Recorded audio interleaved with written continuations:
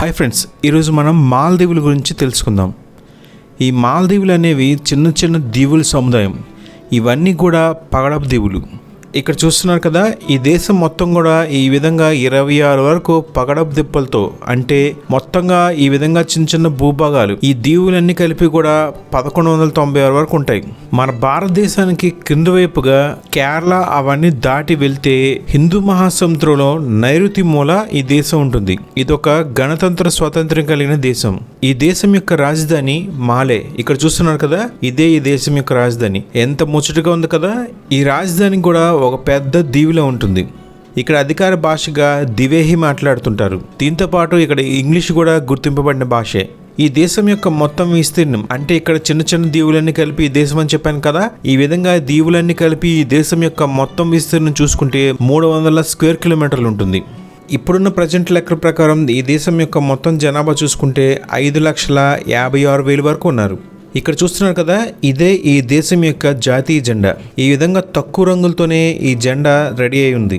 ఈ దేశం యొక్క కరెన్సీని చూసుకుంటే రూపియా అంటారు. మన దేశంలో కరెన్సీని రూపీ లేదా రూపాయి అంటారు కదా, ఈ దేశ కరెన్సీని రూపియా అంటారు. ఈ దేశంలో ఒక రూపియా అంటే మన దేశంలో సుమారుగా 5 రూపాయల వరకు ఉంటుంది. అంటే మన దేశంలో 5 రూపాయలు ఈ దేశంలో ఒక రూపియాతో సమానం అన్నమాట. ప్రపంచంలోని సముద్రాల్లో నివసించే తాబేల్లో అత్యంత అరుదైన 7 రకాల తాబేళ్ళు ఉన్నాయి. ఆ 7 రకాల్లో అతి అరుదైన తాబేల్ జాతులు ఈ మాల్దీవ్స్లోనే ఉన్నాయి. ఆ 5 రకాల తాబేల్ జాతులు ఏమని చూసుకుంటే ridley turtles, loggerhead turtles, leatherback, అలాగే గ్రీన్ టర్టిల్, దాంతోపాటు హాక్స్ బిల్ అనే 5 రకాల వరకు అత్యంత పురాతనమైన అరుదైన తాబేల్ జాతులు ఈ మాల్దీవ్ యొక్క చుట్టూ ఉండే సముద్రాలను నివసిస్తున్నాయి. ఇక్కడ చూస్తున్నారు కదా, ఈ విధంగా అత్యంత తెల్లగా ఉండే ఇసుకతో కూడిన దీవులు ఈ మాల్దీవ్స్లో చాలా ఉన్నాయి. ఇక్కడ కాటేజీలు చూడండి, ఇంత అందంగా సముద్రం మధ్యలో ఈ విధంగా కాటేజీలు కట్టి ఇటువంటి తీరంలో ఎవరైనా సరే ఎంజాయ్ చేయడానికి వస్తుంటారు. ఈ దేశానికి ఎవరైనా టూరిస్టులు వచ్చారంటే ఇక్కడ ఉన్న కొన్ని లాస్ని మాత్రం దాంతోపాటు ఇక్కడ ఉన్న కొన్ని సాంప్రదాయాల్ని వారు పాటించాల్సి వస్తుంది. ఈ రిసార్ట్స్ నుండి బయట ఎవరైనా ఎంజాయ్ చేయాలన్నా తిరగాలన్నా వాళ్ళకి ఎక్కడ కూడా ఆల్కహాల్ అలౌ చేయరు. కామన్గా ప్రపంచంలో వెస్ట్రన్ కంట్రీస్తో పాటు చాలా దేశాల్లో సాటర్డే సండేని హాలిడేస్గా చూస్తుంటారు. కానీ ఈ దేశంలో ఇక్కడ సంస్కృతి సాంప్రదాయాల్ని ఫాలో అవడం వల్ల ఇక్కడ శుక్రవారం దాంతోపాటు శనివారం హాలిడేస్ ఉంటుంది. మిగతా సండే అన్నీ కూడా వర్కింగ్ డేసే. ఇక్కడ చూస్తున్నారు కదా, ఇది ఈ దేశం యొక్క కరెన్సీ. ఇలాంటి కరెన్సీ కాయిన్స్ పైన ఈ షెల్స్ ఉన్నాయి చూసారు కదా, ఇవి సముద్రంలో చాలా చోట్ల ఇవి కనిపిస్తుంటాయి. ఈ కౌరీ షెల్స్ అనేవి ఈ మాల్దీవ్స్ లో చాలా ఎక్కువగా ఉంటాయి. ఒకప్పుడు ఇక్కడ కరెన్సీ కింద ఈ బిల్లలు నోట్లు స్టార్ట్ అవ్వకముందు వీళ్ళ యొక్క కల్చర్ మొదట్లో ఈ షెల్స్ నే కాయిన్స్ కింద, అంటే రూపాయల రూపంలో వాడుకునేవారు. ఆ తర్వాత వీళ్ళు కరెన్సీ ప్రవేశపెట్టిన తర్వాత వీరి యొక్క ఈ కాయిన్స్ పైన, కరెన్సీ పైన ఈ షెల్స్ ని గుర్తులుగా వేయడం ప్రారంభించారు. ఇక్కడ చూస్తున్నారు కదా, ఇలాంటి పెద్ద డ్రమ్ముల్ని ఇక్కడ వాయిస్తుంటారు. మాల్దీవ్స్ లో కనిపించే ఈ ట్రెడిషనల్ ఇన్స్ట్రుమెంట్స్, ఈ మ్యూజిక్ పేరు బోడు బెరు. ఇక్కడ ఫెస్టివల్స్ లో, ఇతర పండుగల్లో కూడా ఈ ఇన్స్ట్రుమెంట్స్ కు ఎక్కువగా వాయిస్తుంటారు. ఈ దేశం యొక్క జాతీయ చెట్టు ఏదైనా ఉందంటే కొబ్బరి చెట్టే. ఎందుకంటే ఈ దేశంలో ఇక్కడ ఇసుక ఎక్కువగా ఉండడం వల్ల ఈ సముద్ర వాతావరణం తగ్గట్టు ఇక్కడ కొబ్బరి చెట్లు ఎక్కువగా పండుతాయి. ఇవి సుమారుగా ఇక్కడ 30 మీటర్ల వరకు పెరుగుతాయి. అలాగే ఇక్కడుండే కొబ్బరి చెట్లు చాలా వరకు 100 సంవత్సరాలకు పైబడినవే ఇక్కడ ఉన్నాయి. ఈ దేశానికి గాలుల నుంచి, సముద్రపు కోత నుంచి ఎక్కువగా ఇవే ఈ భూముల్ని కాపాడుతూ ఉంటాయి. మన సైడ్ ఉండే చెట్లులా కాకుండా ఇవి చాలా గట్టిగా దృఢంగా ఉంటాయి. అక్కడ ఉండే వాతావరణం, భూమి వల్ల ఇవాళగా పెరిగాయి. వీటితో వీళ్ళు చిన్న చిన్న పడవల్ని కూడా తయారు చేసుకుంటూ ఉంటారు. వీటి నుంచి వచ్చే నారతోని, ఈ కొబ్బరి కమ్మలతోని, కొబ్బరి పుల్లలతోని చీపుర్లని, ఇతర చేపల్ని, దాంతోపాటు తాళ్ళని తయారు చేసి ఇతర దేశాలకు ఎక్స్పోర్ట్ చేస్తుంటారు. ఇక్కడ కొన్ని దీవుల్లో తెల్లగా ఇసుక కనిపిస్తుంది, కానీ అది మొత్తం ఇసుక కాదు. ఎందుకంటే అది ఈ తీరంలో నివసించే ఒక చేపల యొక్క పూప్.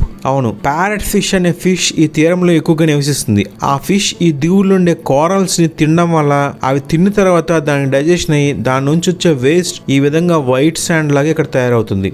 ఆ విధంగా చూసుకుంటే ఒక ప్యారెట్ ఫిష్ సంవత్సరానికి 1 టన్ను విలువ కలిగిన ఆ వైట్ కలర్ శాండ్ ని అక్కడ రిలీజ్ చేస్తుంది. ఆ విధంగా కొన్ని లక్షల చేపలు రిలీజ్ చేసిన దీనివల్లే ఇదంతా వైట్ గా మారింది.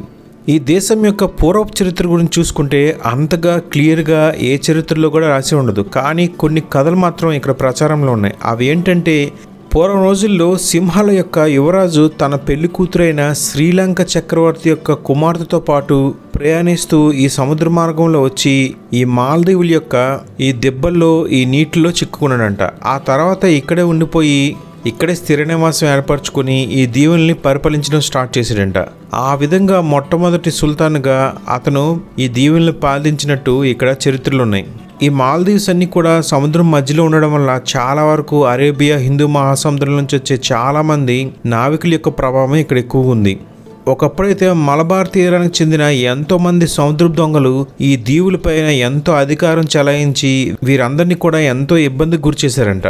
ఆ తర్వాత 16వ శతాబ్దంలో పోర్చుగీస్ వాళ్ళు ఈ దీవులపైన తమ యొక్క అధికారాన్ని చెలాయించి వాళ్ళని తరిమి కొట్టి సుమారుగా అప్పటి నుంచి 15 సంవత్సరాల వరకు పోర్చుగీస్ వాళ్ళు ఈ దీవుల్ని పరిపాలించారు. ఆ తర్వాత ఈ దేశంలో ఉండే మహమ్మద్ అల్ ఆజమ్ అనే ఒక దేశభక్తి గల వీరుడు ఆ పోర్చుగీస్ వారిపై యుద్ధం చేసి వాళ్ళందరినీ ఈ మాల్దీవ్స్ నుంచి తరిమేశాడు. ఈ దేశం ఇస్లాం మతానికి మారక ముందు ఈ దేశంలో మొదట్లో బౌద్ధ మతం చాలా ఎక్కువగా విరాజిల్లేదంట. ఆ తర్వాత మధ్యకాలంలో హిందూ మతానికి చెందిన వారు కూడా చాలా మంది ఈ దీవుల్ని పరిపాలించారంట. ఇక్కడ చూస్తున్నారు కదా, ఈ విధంగా మాల్దీవులన్నీ చిన్న చిన్న దీవుల సమూహం ఉండడం వల్ల ఇవి సముద్ర మట్టానికి కొంచెం కిందగానే ఉంటాయంట. అందువల్ల 2004లో సునామీ వచ్చింది కదా, ఆ సునామీ హిందూ మహాసముద్రంలో వచ్చినప్పుడు ఆ భూకంపం వల్ల వచ్చిన ప్రభావం వల్ల ఈ దేశంలో చాలా వరకు భూభాగం సముద్రంలో కొట్టుకెళ్ళిపోయింది. ఎంతో మంది చనిపోయారు. ఈ నేలలన్నీ కూడా చిత్రగా మారిపోయాయి. ఈ దీవుల్లో ఉండే ప్రజలు ఎక్కువగా చుట్టుపక్కల ఉండే సముద్ర జలాల్లోకి వెళ్లి చేపలను వేటాడి వాటిని ఇతర దేశాలకు కూడా ఎక్స్పోర్ట్ చేస్తుంటారు. ఆ విధంగా సముద్రం పైన చేపల పైన వచ్చిన ఉత్పత్తులపైన వీరు ఆధారపడి జీవిస్తుంటారు. వీరికి ఇది తప్ప ఇంకొక ఆధారం లేకపోవడం వల్ల ఈ చేపల పరిశ్రమ పైనే ప్రత్యేకమైన స్కూల్స్ కాలేజెస్ కూడా పెట్టి ఏ విధంగా పెంచాలి, వాటిని ఏ విధంగా పట్టుకోవాలి, ఏ విధంగా పరిశ్రమను అభివృద్ధి చేయాలనే దానిపైన ఇక్కడ శిక్షణ కూడా ఇస్తున్నారు. ఇంకోటి చూసుకుంటే వీరికి టూరిజం ధర చాలా ఎక్కువగా వస్తుంది. మాల్దీవ్స్ అంటే ప్రకృతికి ఇక్కడ సముద్రాలకి ఎంత ఫేమస్ అని తెలుసు కదా. ఇక్కడ ఎన్నో రకాల రిసార్ట్స్, నేచర్ చాలా ఉంటుంది. అందుకే ప్రపంచంలో చాలా దేశాల నుంచి ఈ దేశానికి టూరిస్టులు వస్తూనే ఉంటారు. దాని ద్వారా ఇక్కడ చాలా మందికి డైరెక్ట్గా ఇండైరెక్ట్గా ఎంతో మందికి ఉపాధి కలుగుతుంది. దీంతో పాటు ఇక్కడ ఉన్న చెట్ల నుంచి తీసిన దాంతో చేపలు అల్లుతుంటారు, అలాగే లక్క పని చేస్తుంటారు. దీంతో పాటు హ్యాండీక్రాఫ్ట్స్, కొబ్బరితో తయారు చేసిన తాళ్ళు ఉంటాయి కదా, వాటిని తయారు చేసి ఎక్స్పోర్ట్ చేస్తుంటారు కూడా. ఈ విధంగా కూడా వీరికి కొంత ఆదాయం వస్తుంది. ప్రపంచంలో అతి చదునైన అంటే ఫ్లాట్గా ఉండే దేశం ఏదైనా ఉందంటే ఈ మాల్దీవ్సే. ఎందుకంటే ఇక్కడ అన్ని దీవులు దగ్గరగా ఉండడం వల్ల ఇవన్నీ చూడడానికి ఫ్లాట్గా చదును చేసినట్టుగా ఉంటాయి. ఆ విధంగా చూసుకుంటే ప్రపంచంలో అతి చదునైన దేశంగా ఇది గుర్తింపు పొందింది.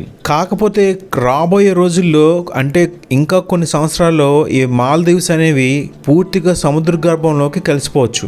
ఎందుకంటే రాను సముద్రం యొక్క నీటి శాతం పెరిగి ఈ భూములు చుట్టుపక్కల కూడా కొంచెంగా మునిగిపోతున్నాయి. ఇప్పటికే 2004లో వచ్చిన సునామీ వల్ల ఇందులో చాలా వరకు దీవులు మునిగిపోయి ప్రపంచంలో ఉండే ప్రపంచ మ్యాప్ అంటే అట్లాస్లో ఈ దేశం యొక్క మ్యాప్లు మారిపోయాయి. దానివల్ల కార్టోగ్రాఫర్లు అంటే ప్రపంచ మ్యాప్ను తయారు చేసేవారు ఈ దేశం యొక్క మ్యాప్ని మళ్ళీ డిజైన్ చేసి ప్రపంచ పటంలో పెడుతున్నారు. ఎవరైనా టూరిస్టులు ప్రపంచంలో ఇతర ప్లేసులకు వెళ్తుంటే ఈ ప్లేస్కి వచ్చిన తర్వాత ప్రపంచంలో ఉండే మిగతా టూరిస్ట్ ప్లేస్ అన్నింటిలో కంటే ఈ మాల్దీవ్స్ టూరిస్టులకి చాలా సేఫెస్ట్ ప్లేస్ అని తప్పకుండా చెప్తారు. ఎందుకంటే చాలా ఎక్కువగా సురక్షితంగా చూసుకునే ఐలాండ్స్. ఈ దేశాలకి మిగతా దేశాల నుంచి చాలా మంది రావడానికి వెళ్ళడానికి ఇక్కడ మిగతా ట్రాన్స్పోర్ట్ ఉండదు కాబట్టి ఇక్కడ వచ్చే వాళ్ళు మాత్రం ఉంటారు కాబట్టి చాలా సేఫ్గా ఉంటారు. ఈ మాల్దీవ్స్కి వచ్చారంటే ఇక్కడ ఈ దీవులన్నీ చెప్పాను కదా, చిన్న దీవులతో ఉంటాయని, అవన్నీ చూస్తున్నారు కదా. ఇక్కడ చిన్న కనిపిస్తుంటాయి మీకు, ఎటువైపు చూసినా ఇవి చిన్నగా ఉంటాయి. ఇవన్నీ కలిపి సుమారుగా 1190 వరకు ఉంటాయి. హాయ్ ఫ్రెండ్స్, ఈ వీడియో మీకు నచ్చింది అనుకుంటాను. నా వీడియో మీకు నచ్చినట్లయితే తప్పకుండా లైక్ చేయండి, దాంతోపాటు మీ ఫ్రెండ్స్తో షేర్ కూడా చేయండి. అలాగే నా ఛానల్ని మీరు ఇంతవరకు సబ్స్క్రైబ్ చేసుకోకపోతే తప్పకుండా సబ్స్క్రైబ్ చేసుకోండి. Okay friends, bye. నెక్స్ట్ వీడియోలో మళ్ళీ కలుద్దాం.